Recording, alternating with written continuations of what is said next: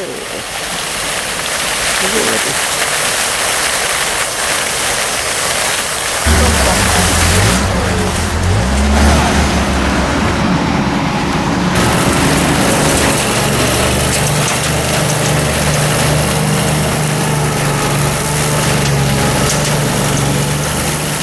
új beszerzés ez a gép, amelyik összeszedi a zavart, egy helyre viszi, ugye, jól mondom? 5,5 millió. 5,5 millió.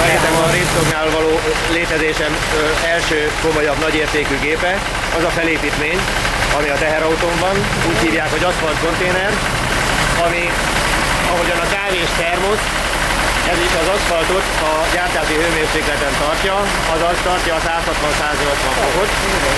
Így a bedolgozás végig a technológiának megfelelő, nem pedig kihűlt és bedolgozhatatlan tönkrement anyagot teljesen automatizált a rendszer, már engedélyez befelé.